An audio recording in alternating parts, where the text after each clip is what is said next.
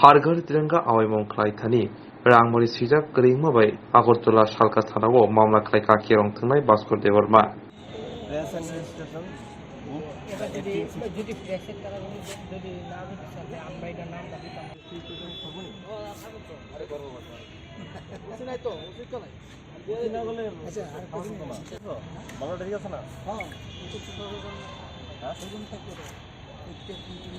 আমাদের 9 নং বনমালীপুর কনস্টিটুয়েন্সিতে এলাকাতে আমরা 15 আগস্টের 4-5 দিন আগে থেকে দেখতে পাচ্ছি বড় বড় হোর্ডিং বিভিন্ন এলাকা বিভিন্ন ক্লাবে সামনে বা বিভিন্ন রাস্তাতে লাগানো আছে, যেখানে বিপ্লব দেবের ছবি এবং পেছনে আমাদের মাননীয় প্রধানমন্ত্রীর ছবি ছাপানো আছে।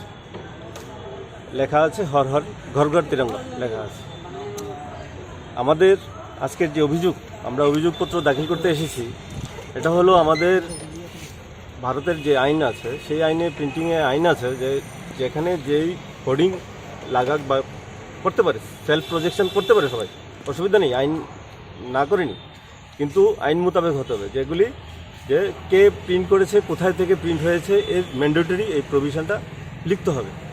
আপনারা যদি এই হোর্ডিংগুলি দেখেন, জনতা আমার কথা যারা শুনছেন, এই হোর্ডিংগুলি যদি সবগুলি দেখেন, বিপ্লববাবুর এবং আমাদের মাননীয় প্রধানমন্ত্রীর হোর্ডিংটি দেখেন, কোথাও ভালো করে দেখলে কোথাও দেখতে পাবেন না যে কোথায় থেকে প্রিন্ট হয়েছে, কে প্রিন্ট করেছে।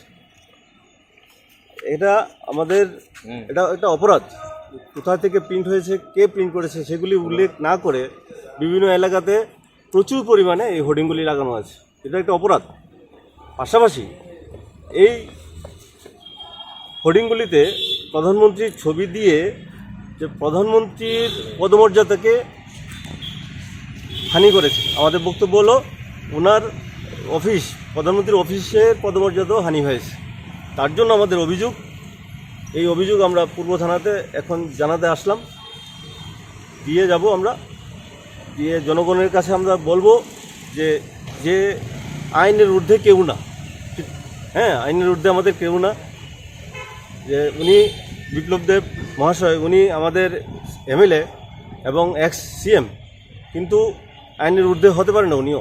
উনি আইন মোতাবেক উনি সেলফ প্রজেকশন করুক, কোনো আপত্তি নেই, কিন্তু আইন মোতাবেক করুক, এটা আমাদের কথা।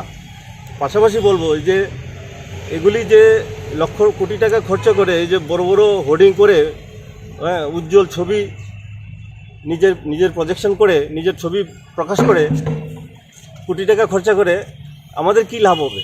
আমাদের কি লাভ হচ্ছে? জনগণের কি লাভ হচ্ছে না।